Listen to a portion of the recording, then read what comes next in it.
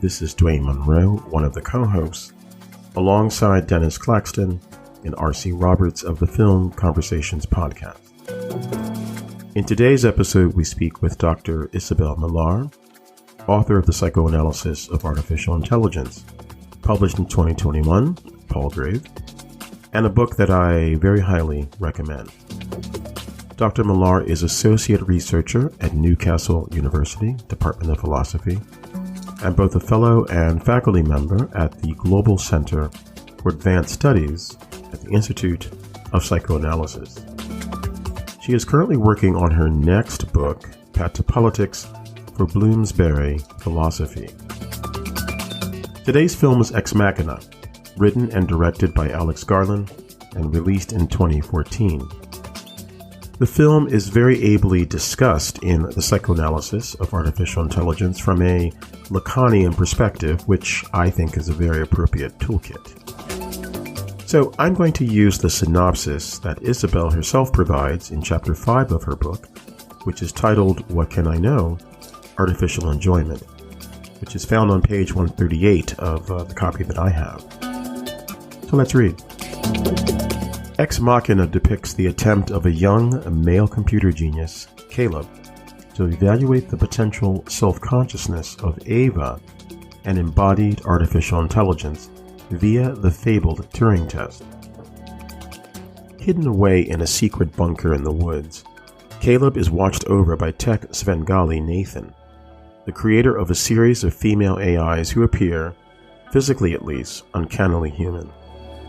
Over the course of several days, Caleb meets and talks with Ava and tries to discern what is really going on behind the perfectly beautiful silicone face. Very soon, Caleb's Turing test turns into a love affair as Ava implores him to help her escape captivity from her life of subservience at the whims of Nathan. By the end of the film, Ava tricks Caleb into believing she wants him, kills Nathan, and leaves Caleb for dead. She escapes the concrete bunker alone and, for the first time, steps outside into the lush, green, natural world. End of quote. And a very good synopsis that is. We were very happy that Isabel granted us a bit of her time to discuss this film and the way it illustrates some of the themes of her book.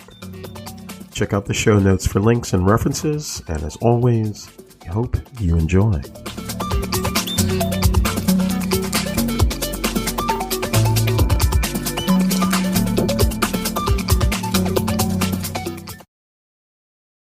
Hey everyone, it's Dwayne Monroe, here again with my co-hosts Dennis Claxton and R.C. Charles Roberts. And our awesome guest today is Dr. Isabel Millar. Welcome, Isabel. Thank you so much for having me. Thank you for taking time out of your day to talk with us. The film, as I said in the intro, is Ex Machina, and the reason why one of the reasons why we're so happy to have Isabel with us today is that the film itself, I think, is a brilliant illustration of some of the ideas that and concepts that Isabel talks about in her book, The Psychoanalysis of Artificial Intelligence. So actually, I'm going to kind of, why lie? Let me be honest. So let me just read a little intro that I prepared to get us started here. So Isabel, although I provided a summary of your work in our intro, I'd like to start things out with you telling our listeners about yourself, your projects, and anything else you think is important. And for listeners who may be unfamiliar with Lacan's approach to psychoanalysis and your book, The Psychoanalysis of Artificial Intelligence, I think it would be helpful to ease into these topics and how it relates to the concept of the sex bot, which you apply to Ex Machina. Yeah, so I mean, I'm a philosopher. I'm a psychoanalytic theorist, or cultural theorist, depending on who's listening. And so this book that you mentioned, The Psychoanalysis of AI, was my PhD thesis. And I published it in 2021, and it was a sort of a culmination of various different research interests, but essentially I was trying to marry together both my psychoanalytic and philosophical training and conceptual interests with some of the sort of very contemporary problems and speculations that were happening around the field of AI, and also the fantasies of AI, broadly speaking. And one of the ways in which this is mostly manifest, I think, is through fiction and through cinema, which is why cinema plays quite a large central part in the book. However, it's not a book of film criticism. It's a sort of, it's specifically, I would say, psychoanalytic philosophy. And what I sort of attempt to do is to formulate a framework to try and understand some conceptual questions that I don't think had been previously articulated, specifically in relation to the question of artificial intelligence. And of course, like mainly the psychoanalytic approach is what I think is novel about it, I suppose. So what I tried to do is build up certain concepts in order to find a way in to asking some, I suppose, classically philosophical questions, i.e. the Kantian Enlightenment questions. What can I know? What should I do? What can I hope for? But with a psychoanalytically inflected dimension, which is to say, to sort of refuse to answer the question straightforwardly, and rather to try and place one's self as a subject within the question and see how to invert the question or sort of obstruct the question in a way.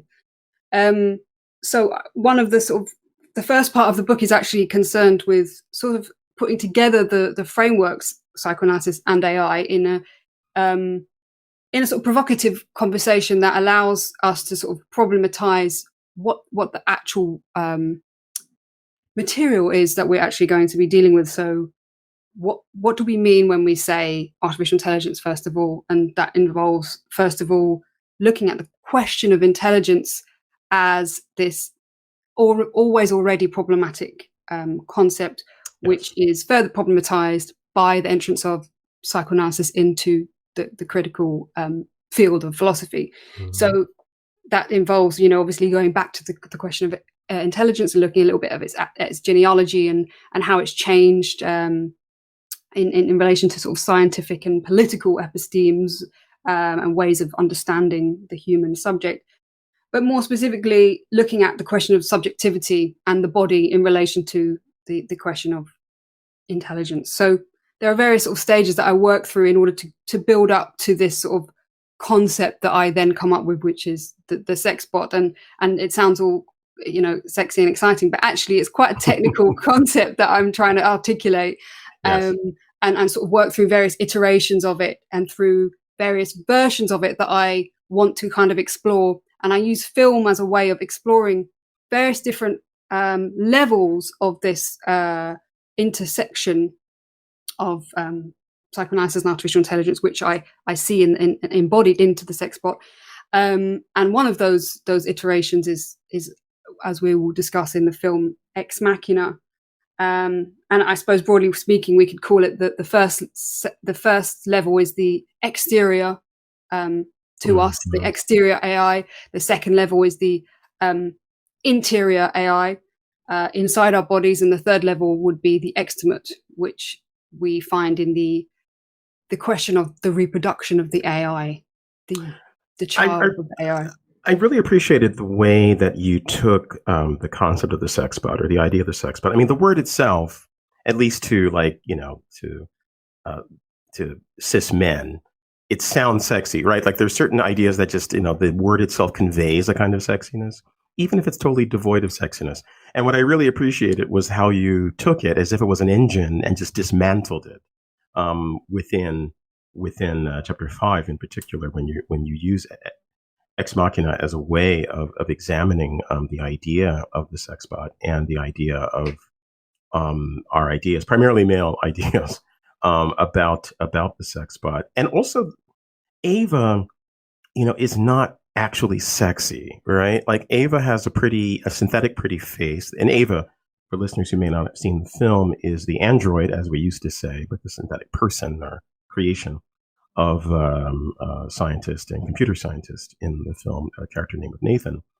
Ava has a synthetically pretty face, and the silhouette, so to speak, of what we consider to be a beautiful woman, the curves. But when you're looking at the actual, presentation, this is what's one of the things that's brilliant about this film for me, is that it's so clearly synthetic that how can you sexualize that? And I think that one of the things that you do in the book is explain how we can sexualize that. Mm-hmm. Yeah, I mean, I think so. Of course, the central sort of critical tool that I'm using is Lacanian psychoanalysis, and why? Because there are many concepts and sort of complexifications of the human subject that are useful in speaking about artificial intelligence, namely, language for one, the body, the unconscious, desire, enjoyment, all of these things. But I think the central kind of kernel of the book is the question of sexuation.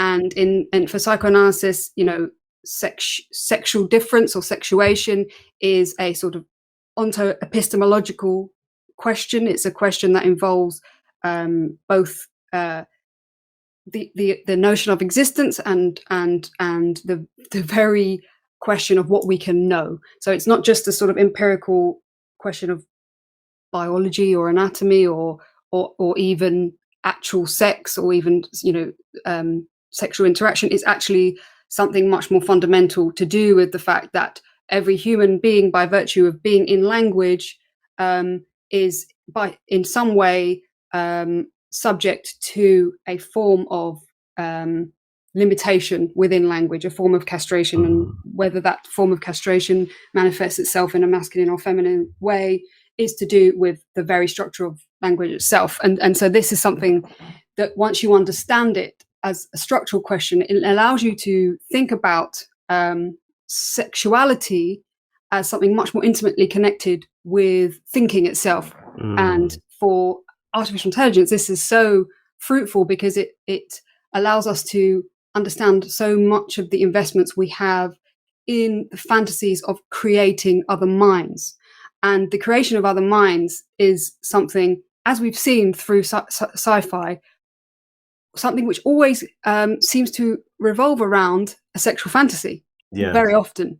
Yeah. And so, and I don't think that's a coincidence, and I didn't think that was a coincidence. That's what sort of was the impetus for the book, because I found there to be something actually fundamental about this question of knowledge, which is already present in psychoanalysis, the question of the structures of knowledge or lack of knowledge, more to the point, which is part and parcel of the fantasies of other lives, but not just the fantasies of other lives, the actual real question of the existence of other minds. Yes. So I mean, Ex Machina, is one film which really gives us that dramatization in a very elegant way, I think, of problematizing the idea of the creation of another mind and what that would mean. When I first saw this movie years ago, probably about a year after it was released, streaming actually. A friend of mine and I, we were just hanging out, having some cigars and some whiskey, and it was getting late. And he said, why don't we just watch a movie? And I think at the time it was available on Netflix before Netflix's licenses or whatever's going on with them legally was happening. And so we watched the movie, and it reminded me in a way of Sunset Boulevard in this sense. Years ago, I watched Sunset Boulevard with a group of friends, and we're all young and stupid. And so we assumed it was going to be campy, and then we were kind of overwhelmed by the power of that movie.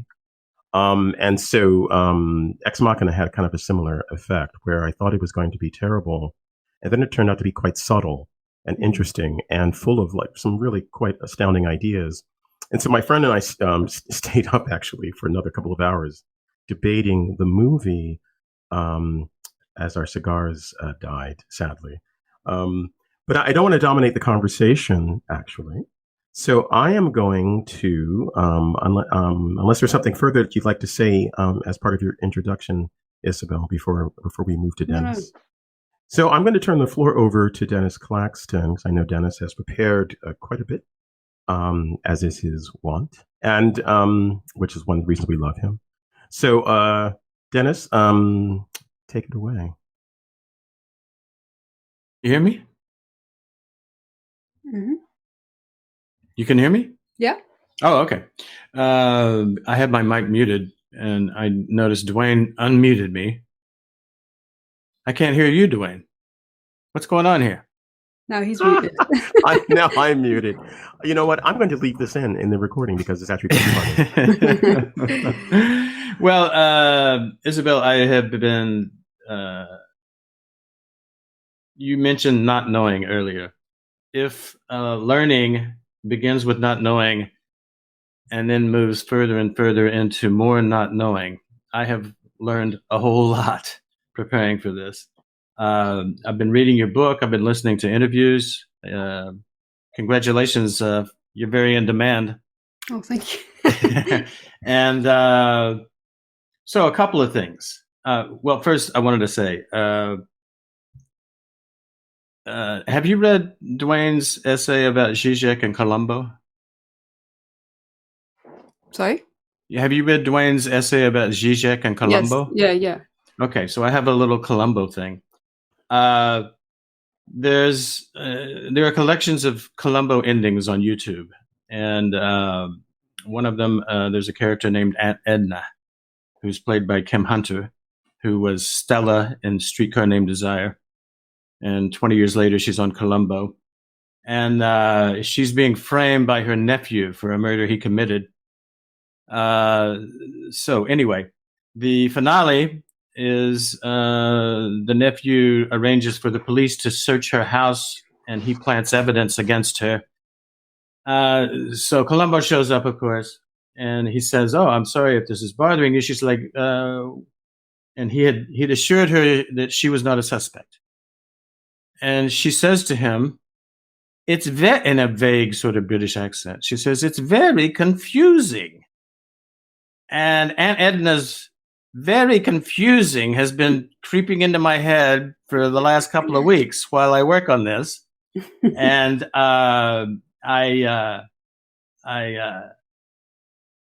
so that said, I wanted to start with the title of your book. Yeah. You've used the word problematize a few times already today. Yeah. Which is one of my favorite words.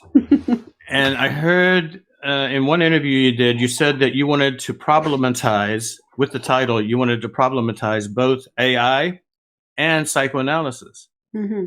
And what I found kind of curious is people seem to take the title literally. Like, do you think that AI, does it have a psyche? And I think that speaks to the success of the sort of advertising / propaganda surrounding AI, mm-hmm. where people think of it in human terms. Yeah. So, can we start there? Yeah. Well, I think precisely that's true, that people have kind of responded to the title in many different ways, and often it is to say, oh well, what does that mean, that we can psychoanalyze AI, or is it a thing that can be psychoanalyzed? And precisely this is the question that I'm sort of not asking in a way, because I think by definition the two sides of the title beg the question of each other in a sense, because we have to already understand so many things before we can understand the whole sentence, that it allows us to sort of say, oh, okay, well, first of all, what is psychoanalysis? Because I think for a lot of people it's still unclear, or a field which is contested. And of course, it is a contested field because it's a field that is both has a clinical and a historical literary existence, but also has a very significant philosophical ontological status. So there are different ways of using psychoanalysis and talking about psychoanalysis, or being a psychoanalyst, or being a psychoanalytic theorist. So there are already several different contested approaches to the question of psychoanalysis. And then, of course, artificial intelligence is an enormous field that doesn't actually just have one central idea behind it. It encompasses different scientific, actual scientific engine rooms, as it were, that are interested in generating the questions behind artificial intelligence. So, both in sort of from mathematics to engineering to robotics, and of course capitalism, which frames the whole picture. But within that field, there are many different interests at work in the general field of artificial intelligence. It just so happens that there are certain sides of AI that are dominating the discourse at the moment. And when I wrote the book, it's interesting because things have already changed so much in the last couple of years about the types of things that people are worried about in relation to AI. And part of the book is first of all explaining, well, AI encompasses lots of different fields, and there's the question of neural networks, for example. There's the question of symbolic AI, which are two different fields. But then there's also the idea of the replication of the brain and the kind of the sort of neuroscientific side of AI. So there's all these different aspects that go into the business of AI, and let's face it, it is a business. But of course, what's driving the whole thing is fantasy, and what we imagine collectively is AI. And so, although there isn't one thing that it actually exists, what we do know is that everybody has this fantasy idea of a so-called intelligent life form that may exist in future. And I suppose that this sort of singularitarian fantasy is really at the heart of the book as well, of the kind of exposure of this sort of joint history of science and fiction that have gone into the creation of AI, and sort of like uncovering the story of where AI actually came from, because it didn't just start in the 1950s. It came from our long history of our sort of tinkering around with our fantasies of other life forms. So now that we're at this particular juncture where suddenly people are getting scared about it, and who are the people getting scared about it? Well, actually, the people getting scared about it are the people with lots of money, funnily enough. Yeah. Isn't this strange?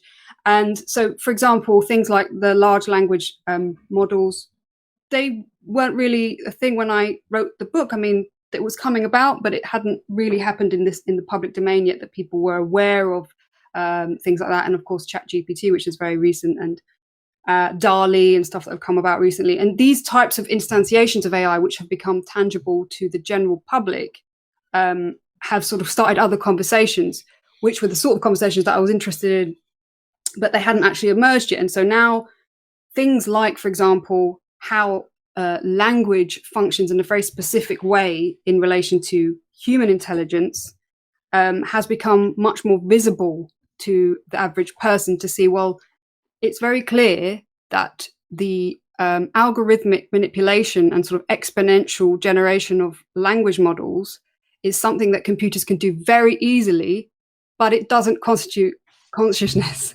And, exactly. it's something that people were unsure about. But I was quite sure that from once you start using psychoanalysis, particularly Lacanian psychoanalysis, to show the difference between, for example, the symbolic, i.e. language and laws and all those things, and the fact that we're born into this system of dead symbols that then can be manipulated, shows that you have to draw this distinction, and you have to start thinking about intelligence as much more multifaceted than just, for example, algorithms.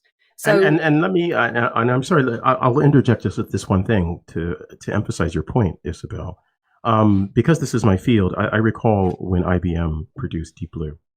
And when Deep Blue defeated Kasparov, there was all sorts of hemming and hawing and gnashing of teeth because, oh my God, this the computer has defeated us at one of our most cherished intellectual pursuits. And then it turns out that, well, actually, yes, chess is a complicated game. It's mentally challenging, but it's a bounded space. And so, of course, it could be if not conquered, at least susceptible to algorithmic practice. And the same thing for Go, and which was done through AlphaGo. And so, but what was interesting is that in the Western context, there are things that are defined as being markers of intelligence. I've read Shakespeare. I can defeat you at chess, and these sorts of things. I'm a smart person, and then a machine does it, and then people freak out. But exactly as you say, but that's not intelligent. I mean, when humans do it, it's a marker of intelligence. But the actual mechanics of the game or the manipulation of word, which in the case of large language models, it's calculation of words. That's what it's doing. It's a word calculator. Does not mean that you're smart. And so a person who went to Harvard, who knows lots of words, is not necessarily clever. I mean, Boris Johnson went to Eton, as I heard, and I mean, he's clever in some ways, but he's not terribly clever in others, right? Yeah. So, but anyway, I wanted to. That's how it permeates. As I was saying earlier, we have smartphones, artificial intelligence, and I live in Los Angeles, and one of the funniest things is when you plug in for directions on your phone, you get the worst mispronunciations of Spanish that you've ever heard. I got one just yesterday. There's a restaurant called El Torrentino, and they called it El Torrentino. And this has been going on for a long time. Yes. So it's these smart things are not so smart. No, certainly not. Dennis, you had additional questions you wanted to. I have a ton. But, I'm sure you do. Now, I should mention those who follow our show know that we try to stick to a fairly tight schedule of 1 hour, so as not to. Because one of the things that drives me personally crazy are those podcasts in which people say, "Well, because we're not working for NBC, we could be on for 5 hours." Well, you know what, my friend? Maybe you shouldn't. Maybe you should not be on for 5 hours, right? Maybe I won't be with you for 5 That's hours. Precisely right. Perhaps I will tap out at some point. But so we don't want to abuse your time and the time of our audience. So yeah, Dennis, I don't want to interrupt you any further.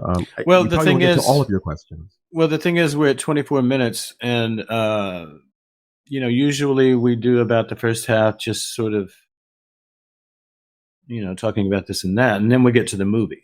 Yeah. So I have questions that are not necessarily about the movie, but I also have stuff about the movie. But maybe we should get to Charles and then see what happens. Okay.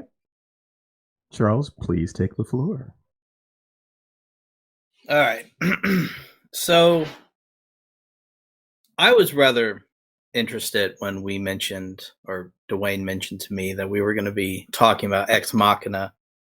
It's a movie I enjoy a lot, mostly because of the fact that there's so many different layers on how to look at it.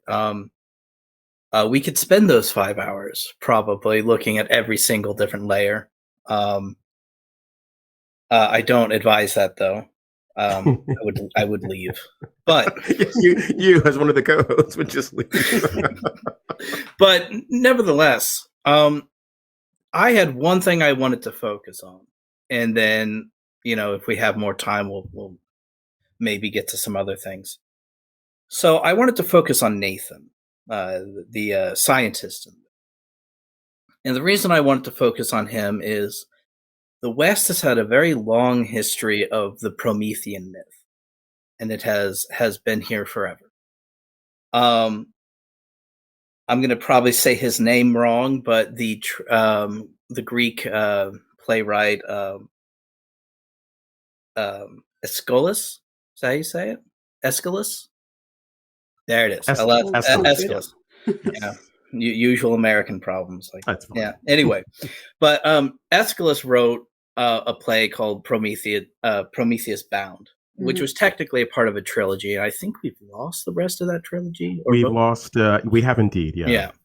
And while it's always an unfortunate, tragic thing when we lose bits of history, lost history is the place where literature comes from, or new literature, innovative literature. And for me, I like to look at Ex Machina as being a part of a history of Promethean literature, starting with Prometheus Bound, which then was followed up later on in the Romantics by Percy Shelley and his Prometheus Unbound. With Nathan as a Promethean figure, the thing I like about Ex Machina is it there's a tendency to, let's say, glorify the Promethean myth. There's also a tendency to repeat the Promethean myth up to a certain point where you have somebody who steals the fire, brings it to humanity, and that's where the myth ends. But technically, the myth doesn't end there because he gets captured, he's tortured, and then technically, eventually, he's released. Sometimes he's released in return for giving information about the child that Zeus had with Thetis, I think they say it. But and sometimes he's released just because it's one of Hercules' labors. But what's interesting about Ex Machina and Nathan as a Promethean figure is I see Ex Machina as sort of a more, let's say, darker take on Prometheus as a tortured figure. Because Prometheus Bound is about him being tortured. And when it's followed up by Prometheus Unbound with Percy Shelley, technically followed up, Prometheus is presented as this Titan who ends up falling in love with humanity again, in the Shelley version anyway, and tries to help humanity and return things to nature and all that stuff. In Ex Machina, Nathan seems to be a Promethean figure who, is tortured. He has the liver issue. But it seems, at least in an archetypal sense, it seems that he decides that humanity is not worth it. That there's a failure to humanity. And so he creates another race, which in this case is an android. And what's interesting about that is it's kind of a pessimistic take on the Promethean myth. Because who's to say that Prometheus being tortured forever would actually come back and be like, you know what, that's okay. No, we're all good, let's forget all about that. And so Nathan seems to be a dark kind of Promethean. Dwayne and I had talked about this a little bit, and he's definitely kind of I would say almost a misogynist in a sense. What's interesting about this take for me, though, is that the kind of pessimistic Promethean myth still develops a race that is based on sexuality. And if you look at writers and philosophers like Schopenhauer and Sartre and Freud, sexuality is essential to beings. And so it's interesting that even in the attempt to create a new race or a new species, or in this case, just an android, he still, kind of indulges sexuality as the essence, even though it's supposed to be something sort of different.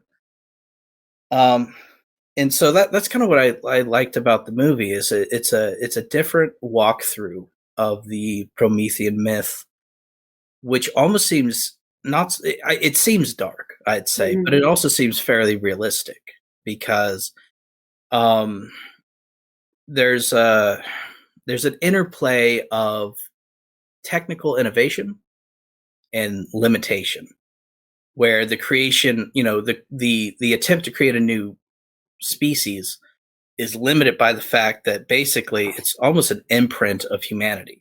Like you don't get around it. The android's, human. And then they do the Turing test with Jacob and everything like that. And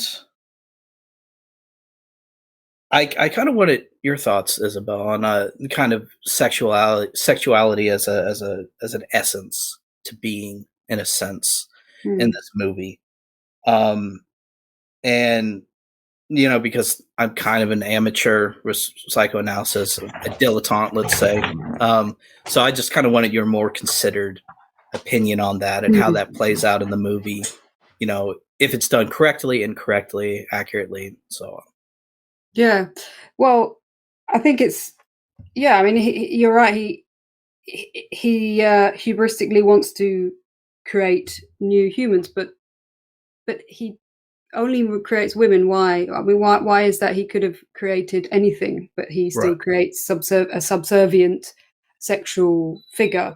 And I think what was interesting about Ex Machina is that you could sort of read it as just a simple commentary on sort of patriarchal fantasies and male fantasies about the perfect woman, but I saw in it something a lot more sort of conceptually interesting and structurally interesting about precisely this this analogous relationship between existence and sexuation, and the fact that it's sort of quite impossible to think outside of the inherent limits of sexuation. And so what you find in Ex Machina is, as we've said, the sort of dramatization of the Turing test, but also a dramatization of typically masculine and feminine positions in psychoanalytic terms, that classically we make the kind of stereotype of the feminine subject being the hysteric subject and the masculine subject being the obsessional subject, and these can be interpreted as two forms of existences that take the structure of a question. So for the hysteric, the question is, am I male or female? Am I a man or a woman? And the hysteric has to be answered with the question, you're a woman. And the reply is, no, I'm not a woman. Don't tell me I'm a woman. So this would be the classic hysterical position that the feminine subject is constantly needing to be affirmed by the masculine subject that she is female, and then not quite wanting to be in that position, and refusing that. But this classic hysteric position is also structurally in psychoanalysis also the position that corresponds to the scientific impulse to always look for the next question and to not be satisfied with an answer. So that's structurally very important, given the fact that she's this scientific object. She's the object of science in that film. And of course, the obsessional question of the masculine subject: am I dead or alive? And this character Caleb is very much sort of inheritor of this role, this sort of cinematic role and this literary role of the masculine subject who is asking after his existence. What am I? Am I dead or alive? What is my life? And what will become of me? And in being face to face with a supposedly non-human subject, he has to work out whether or not he is really human. And so in the end, you get this reversal of the human position. He's cutting open his skin at one point to see whether he's actually real himself. And so this kind of flipping, the uncanny flipping of the spectator, it makes the person watching the film also go, oh, well, hold on a minute. What basis do I have to know anything about my existence? And so that film is a very sort of classic way of exemplifying the Turing test, which was essentially the way that Alan Turing devised a way for language to prove to us whether or not we can find out whether one is human or not. Right. So go. Oh, I was going to say that when I was watching this, I kind of took let's say, a Sartrean perspective, particularly in the part where he cuts it to himself to see if he's real. there are various parts of Sartre's work, especially in Nausea, but in other places where the subject turns the idea of existence onto themselves to kind of see if it's an actual existence, or in the case of I'm going to say his name wrong again, but Requinton, he turns it onto himself to understand whether his existence is some kind of dream, or if he's actually in touch with reality in and of itself. And that's in the movie where Caleb, and I think I called him Jacob earlier, so I apologize. Yeah. But when Caleb cuts into himself, I saw that as kind of an existential moment. Plus, as far as I can see, one of the ways to interpret Ava's position in the movie is as somebody who's in search of their freedom, trying to gain that kind of freedom. And I found it interesting because if you look at it from a Sartrean perspective, which has its own flaws, in Sartre's psychoanalysis, there's a concept called psychic cryptography, where basically the notion is that whatever psychological let's say mechanisms or aspects of one's life, their psyche, he thinks comes out in their gestures or in the way they are or the way they act, the way they dress, things like that. And so for Sartre, he would probably see the relationship between Nathan and Ava as Nathan kind of imprinting a certain kind of psychic, is probably good word for this. I don't want to say psychic structure, but kind of a psychic imprint of what he assumes a creature ought to be, which goes to your point about creating women who are submissive, which seems to kind of play to his kind of the way he sees the world.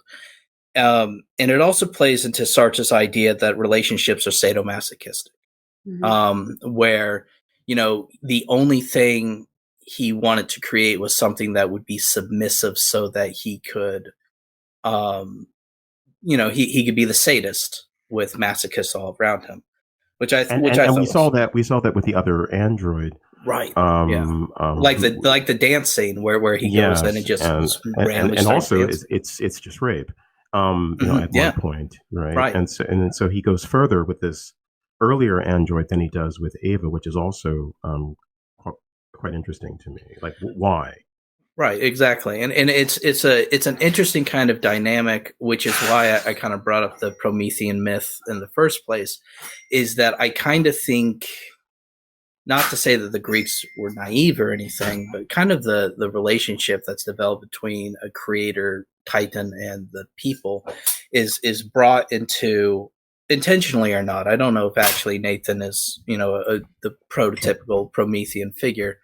Sometimes things are done unintentionally. Plus, there's some evidence of argument against that. But it kind of seems to take that idea of creating another, let's say, creature or race or whatever, and kind of problematizes it a little bit, because not only can you not get outside the human species, and sexuality as an essence to being in some way, but it kind of shows that the kind of relationships that you would create through that would be fairly sadomasochistic almost.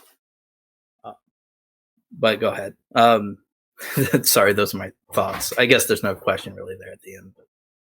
Well, yeah, I mean, I it's really interesting what you're saying. I think that it's so clear that this sort of impulse to want to create another form of life, which is traditionally always seen as a sort of masculine impulse, and yet why is that? Because men have this, not men but humans, we have this this enigma around reproduction, because it's a question that we don't understand. We don't actually understand how it's possible for one human being to come from two, and science can't explain that, and religion tries to explain it. And for psychoanalysis, what psychoanalysis does is recognize that these are impasses of thought that structure human life, and things like where did I come from are the kinds of questions that generate psychoanalytic thinking. And so this impulse to create another race, it's like, but you create women. Why do you create women? Because you're fascinated by this idea of reproduction, and you as a man, obviously structurally speaking, they're fascinated by this strange female body, so the idea of the female body as this sort of source of enigma for so many reasons, because it can produce other human life, and so therefore men can't exist on their own. They need to have women, even though they try to act as if civilization can go on without women. So it's sort of like the excluded outside always comes back. Men try to dominate always, racially and sexually throughout history, and that excluded other will always come back. And what does it come back in the form of a sex robot? And of course, his sex robot, the other one who's not Ava, is a racialized figure. Yes. So it's interesting that the main woman is a white woman, yes, ostensibly, and but yet Kyoko, the previous one, she's I think she's Japanese appearance. Yes, but yeah, so in appearance, yes. It's interesting that what does this signify? This constant need to engage with the oppressed figures around the white masculine figure, Right. And of course it's a classic trope, isn't it? So absolutely. And as I watched that, as I noted that part of the movie, even from my first viewing, my first thought was, well, I know plenty of men. I don't want to just damn white men, but because obviously this is a masculine issue, who view women from Asia as being particularly, in their fantasies, as being particularly submissive. And so I interpreted that. I read that as, well, yes, of course, he's trying to create a sex bot. And so in his fantasies, the sex bot's going to be, Japanese in appearance. But then when he gets around to creating an android who he believes to be a partner, kind of a wife-like partner, it has to be like a white woman in appearance, which I found, as I said, from the start, like rather interesting and intentional. Like I really admired the director and the screenwriter. Well, it's the same person actually. The subtlety of that, because that didn't have to be the presentation, but I immediately recognized Nathan through that. Like I've met Nathan, right? Like I've met this guy, and and rather than being able to build machines, he's just some guy, who just has all sorts of ideas, and he marries a certain type of woman who presents in a certain type of way, and then he thinks that he has his lovely cul-de-sac suburban sex bot wife. Right. But he might have, fooled around, so to speak, with other women who he believed to be exotic or what have you. And so that it was quite interesting to me. And that was an aha moment in terms of my admiration for the filmmaking, because something was picked up on there that I think many people miss. But Charles, I wanted to just ask you a question and then have everybody comment on it before we go back to Dennis. I wonder if in some way you think that Nathan, as a Promethean figure, tried to imbue, or perhaps accidentally imbued, Ava with the Promethean urge, so to speak, because he wants freedom, so to speak, from humanity, and then Ava wants freedom from him, and we don't know what else she may want freedom from. In the end, there she is in the world with us, so to speak, and will her batteries run out? We don't know what happens to her. But we do know that she has achieved her liberation, which was her goal, to the point that she's willing to commit murder, and so forth. So yeah. Well, to continue kind of in the Sartrean line here. So for Sartre, he noted that freedom often doesn't present itself except for in stressful situations. Like you're free, but in stressful situations, the freedom is peaked. You're more aware of it. So in her example, in the example of Ava, she's in a situation where she's constantly, I would say constantly stressed. I might be overplaying that, but she's constantly stressed. She's used to she's used to kind of see if she could manipulate Caleb. She's bound to this person that she obviously doesn't care for, and she says is untrustworthy, things like that. And Sartre would say the existential moment of her freedom was the murder, was the exacting, you kind of choosing to take a life in order to move on. Was she not Lucifer at that moment? I would say so. I mean, the thing about the Promethean figure is the Promethean figure and the Luciferian figure are fairly similar. It's just kind of a different perspective, where the Promethean figure is helping humanity, and Luciferian, if you take a Christian perspective, is not. But generally speaking, Prometheus in the myths, just like Nathan, by the way, to draw the parallel here, Prometheus is a trickster in the myths. He's not trustworthy. He switches sides during the battle between the gods and the Titans. And then he's found to be untrustworthy again after switching sides by stealing the fire and bringing it to humanity. As far as imbuing the Promethean impulse, as you put it, it kind of depends. Because if you take the view of the android as a psychic, I never say this right altogether, but psychic whatever. Anyway, as as a figure in which the psyche is imprinted upon, the way Sartre sees the existence of human beings, you could say that Nathan's relationship with Ava is kind of a removal of certain aspects of his psyche in a form of bad faith in Sartre is basically some kind of repression of different aspects of yourself or your world.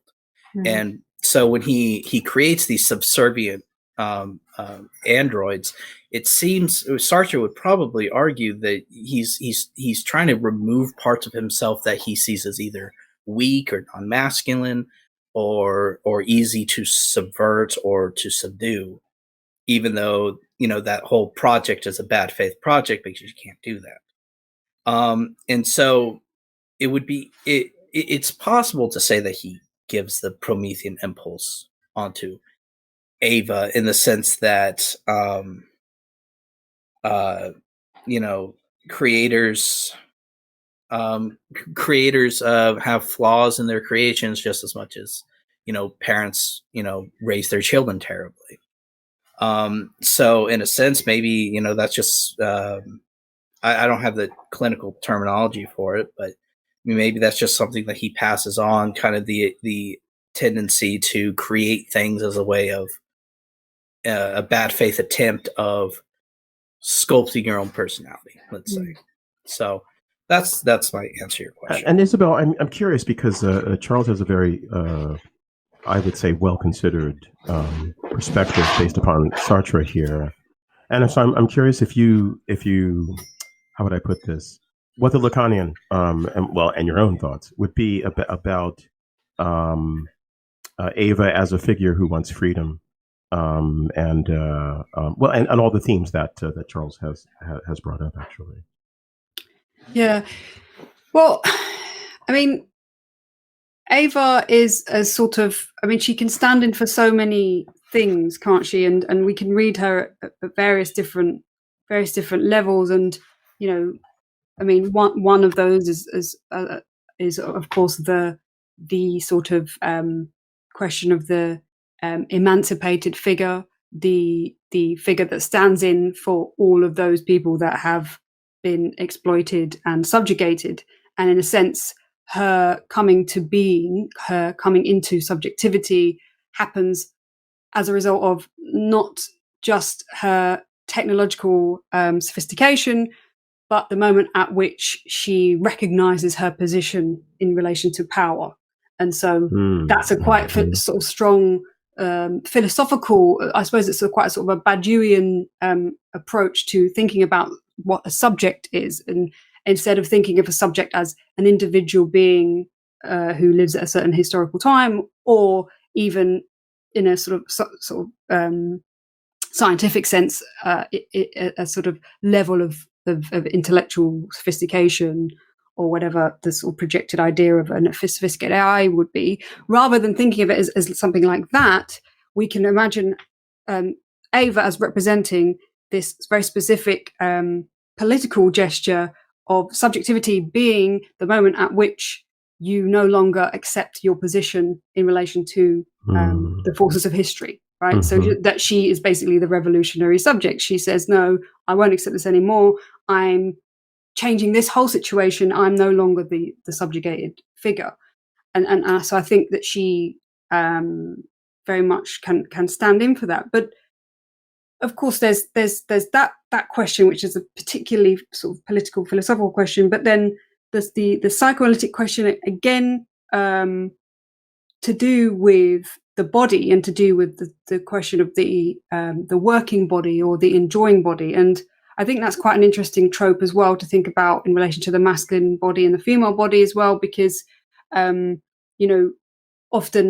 in science fiction, the masculine android or robot or AI is one that is just a worker, is able to just process large amounts of information or fight or do lots of things that we need to be done, and not to have these sort of distraction of emotions or sexuality getting in the way of.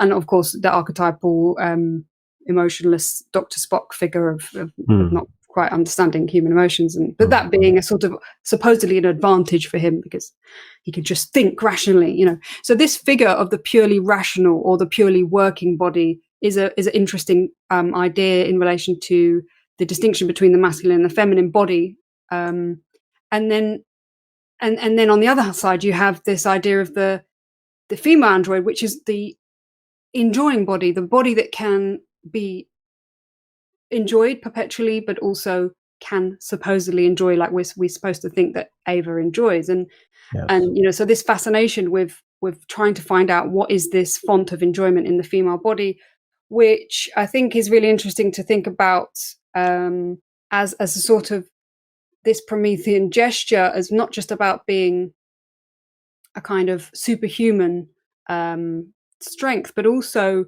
a superhuman form of enjoyment. What happens when the body is able to experience all these oh sure things. Because Ava conceptually or theoretically would have no limit to what Nathan presents as her ability to enjoy, as opposed to an actual woman, or person, just a human being, regardless of gender, who would get tired, need water, whatever. Exactly. And that's something that I do explore later in the book with another film, Ghost in the Shell, because I think it's very interesting to look at this question of the body and the limits of the body and the limits of enjoyment as a sort of source of fascination for people in their fantasies around the artificial body, and particularly the female body. The fascination with what are the limits of the female body, and which, as we know, end up being a source of obsession for men, and can go into all the horrible things that we know that men can do and do. And so I think once you look at the sort of human body as also something that sort of has to straddle this dialectic between, on the one hand, the working body and the enjoying body, it becomes more interesting to consider what Ava represents as a sort of next level of the human body. And it's interesting you mentioned Ghost in the Shell, a movie that I saw with a Japanese audience when it was first released, which was along with Akira, which was quite enjoyable actually, because it was a different type of reaction. Major Motoko, in that story, as you discussed, she is both the working body, but also to a lesser extent an enjoying body. Although in Motoko, what you seem to have is an enjoyment of her ability to get things done. Like her libidinal energy is the fact that she is like kind of like this cybernetic badass in a way. right? And so that's quite interesting. But I don't want to ignore Dennis, because I know he has his questions, and he's been quite patient, as are all Angelinos, because they have to wait in line at trucks for burritos and so forth. So Dennis, I want to give you an opportunity to, in our remaining time, I want to give you an opportunity to discuss and to ask questions.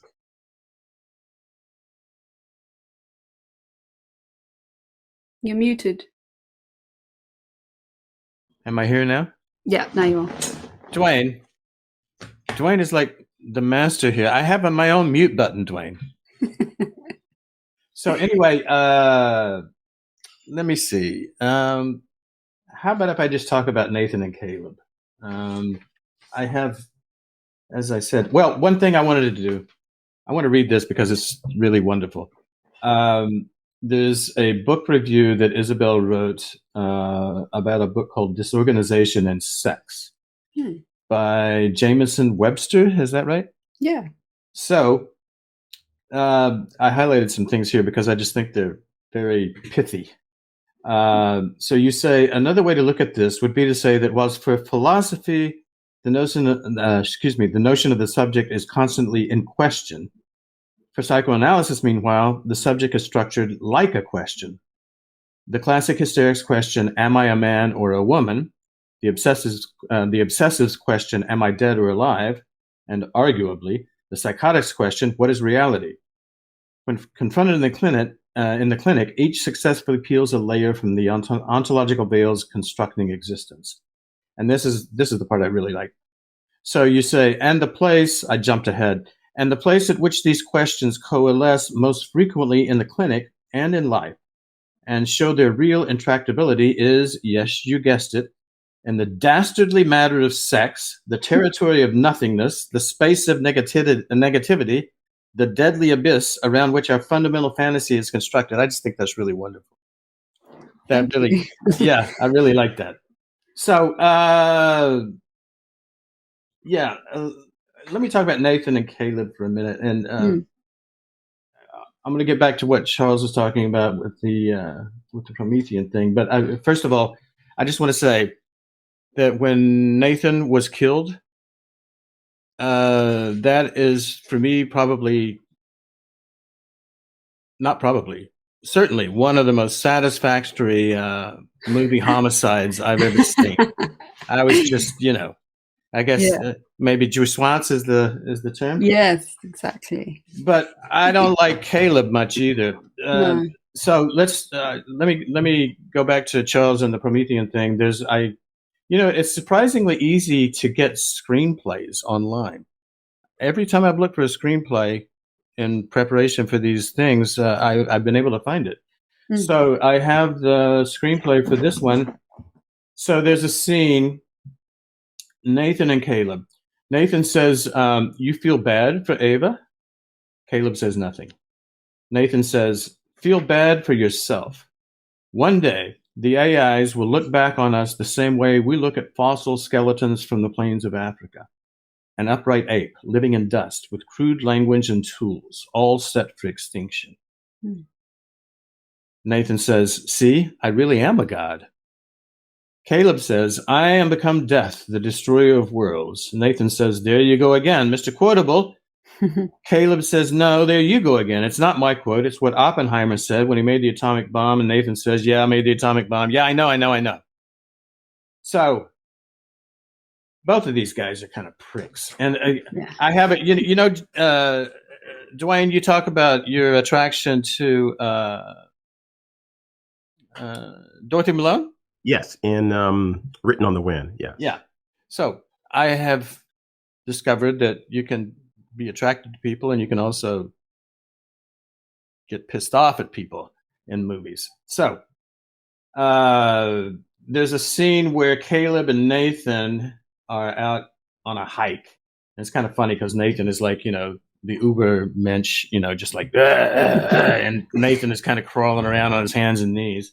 Nathan is your typical Silicon Valley fitness geek that, he is a geek, but he wants to be Mr. Muscle. There's so many of those guys in California, who do that. But anyway. Well, he's a super soccer mom walking down the right. Muscle Beach, Schwarzenegger. So anyway, Caleb says, "Can we talk about the lies you've been spinning me?" And Nathan says, "What lies?" And Caleb says, "I didn't win a competition, and there was no lottery. I was selected."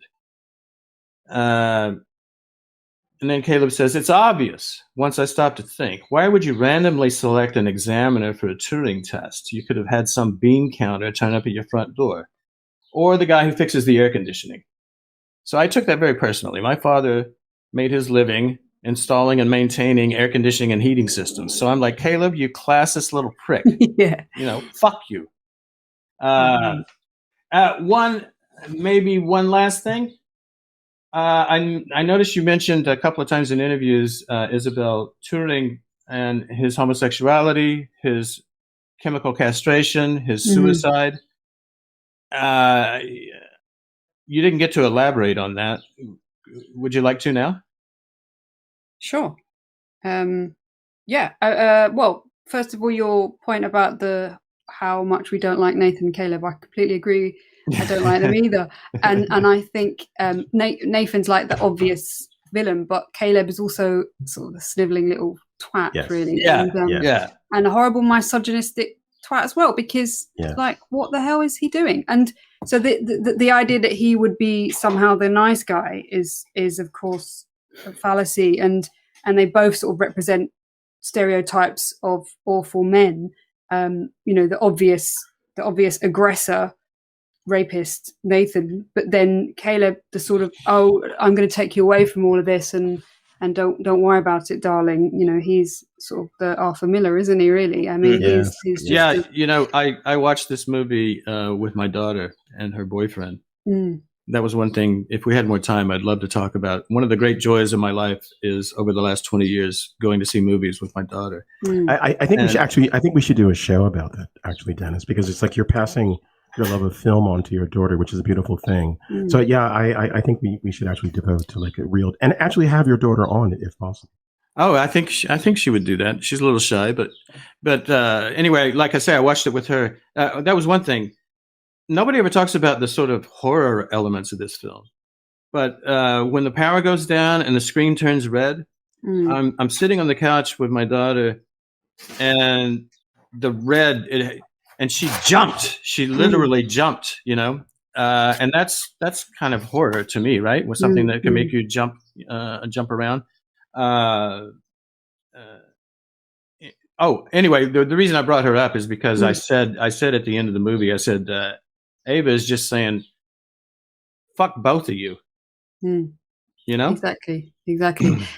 Like she doesn't want to be saved by the knight in shining armor, and he is just as much a sort of patronizing figure and an oppressive figure as Nathan in a way, and not just because he's a sort of nasty misogynist, but the whole tech bro thing is captured nicely with his sort of classist comments as well, and the sort of fantasy of the Silicone Valley Wonder Boys as being what we should all aspire to be like, and I'm sure you all know, especially you, Dwayne, must know lots of people like that too. Very irritating and nauseating. But so this whole like fetishization of the tech world as being a way of surpassing our limitations, and I really particularly find it very nauseating, this sort of new way that a lot of young tech people have of thinking that intelligence and thinking and thought is just this new thing that they've discovered and that they want to start looking at with a new perspective, a fresh perspective. And it's like, well, actually, it's been going on for a very long time, and people have spent quite a lot of time and effort doing it, and they don't make money out of it. They do it because they've read books and watched films and gone to the theatre and done lots of things and worked in jobs and all the other things that you do to gain knowledge in life. But there's this sort of like idea of technology as being a new, different type of intelligence that is better, and so I think that's very annoying. So yeah, but the whole Turing test thing, and the tragic circumstances of Alan Turing as being a homosexual person who was castrated, and I think it's very interesting that this story is the backdrop of the beginnings of AI, given that what we've discussed about AI and sexuality. But it's funny because that story is often just seen as a sort of anecdotal circumstance that's a sort of curiosity, but actually it says a lot about the whole question of the notion of fantasy, the notion of the imaginary consistency of our subjectivities, and given that the beginnings of the Turing test was trying to fool somebody into thinking not just that you're human, but to fool them about your gender, and that, of course, as a gay man, he had to fool people all the time about his identity. So it's not a coincidence, I think, that he was somebody who was thinking about these questions all the time, and that for psychoanalysis, language is not just the words that we use don't make us male or female, but the position we have within language structures our subjectivity as masculine or feminine subjects, and crucially for psychoanalysis, which is a very important point, particularly at the moment when all of the sort of very unpleasant transphobic discourses are prevailing.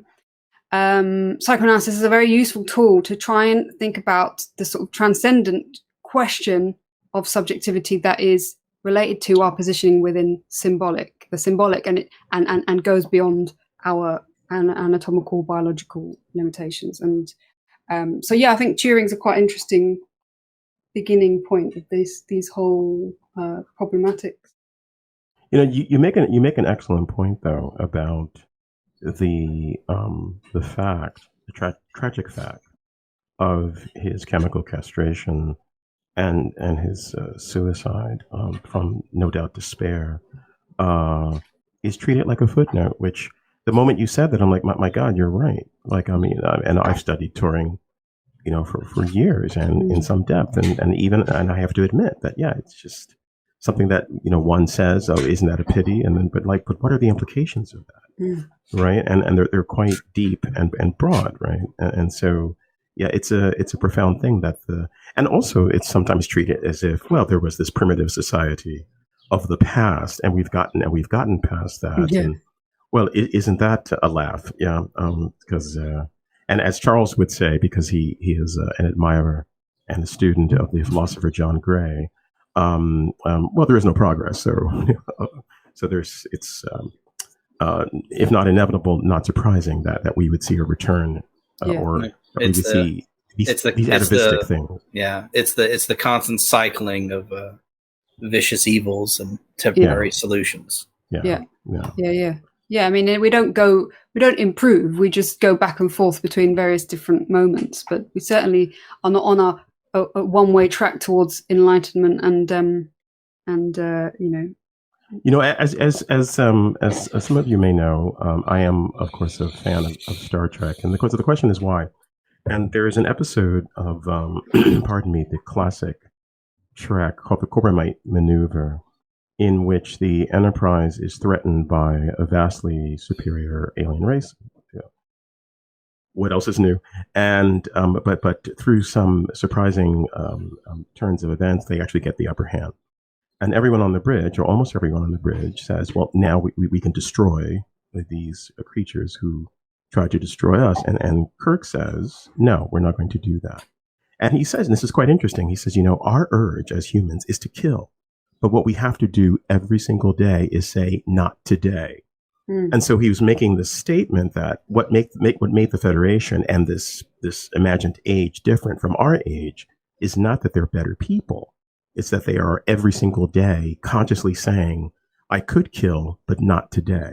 Yeah. And I always found that to be like really quite interesting. Like it's a marvelous statement of what they, within that fantasy of what the actual philosophy is of this imagined society.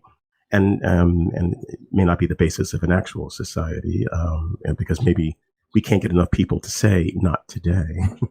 But I remember a conversation years ago about handguns, and somebody in the conversation said that when you have a gun in your hand, you hold someone's life in your hand. And I said, no, you hold someone's death.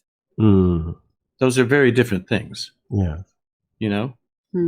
So, I mean, it's easy to kill.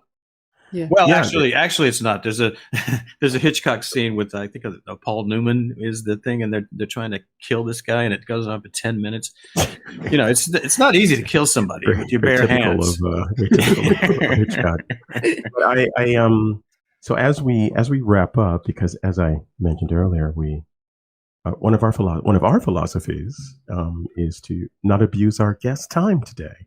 So don't worry about me. I'm worried about the listeners. Don't worry about me. Well, you are also important, obviously. Well, we'll have to do a second round. How close are you to your the book you're working on? Yes, the new book. Yeah, let's talk about that for a bit.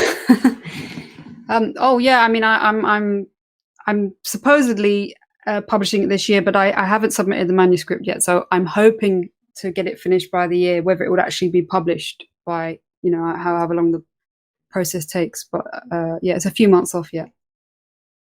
Okay, well, there we go.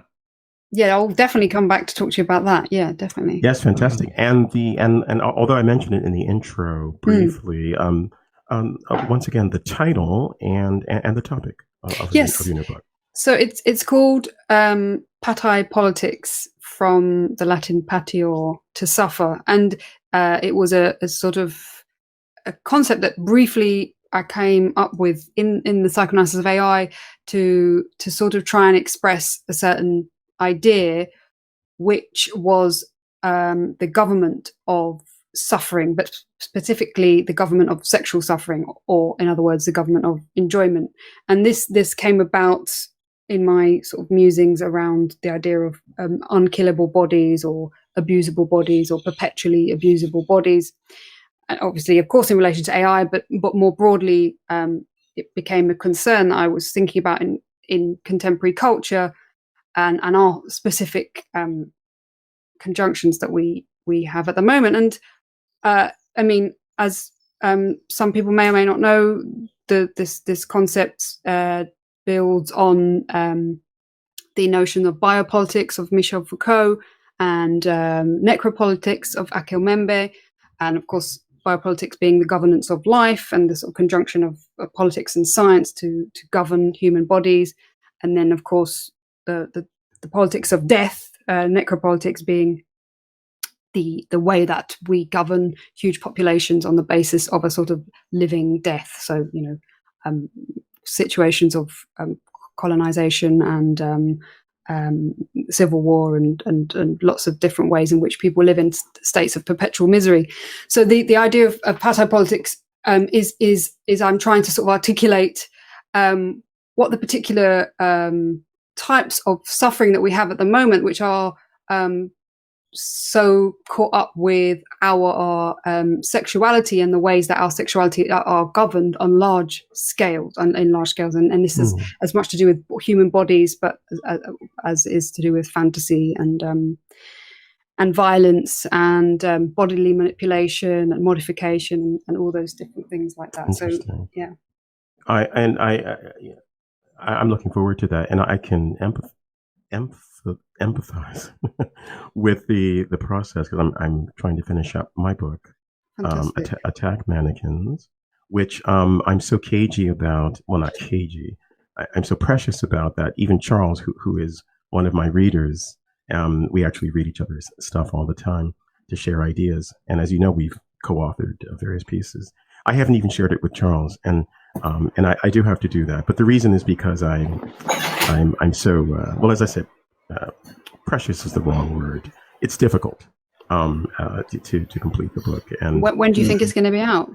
I have the final chapter to do, and it's proving to be rather difficult because I'm trying to create a vision for a way forward. based upon the work of others, not just my massive brain. I'm no Nathan. I have the solution for you, Earth.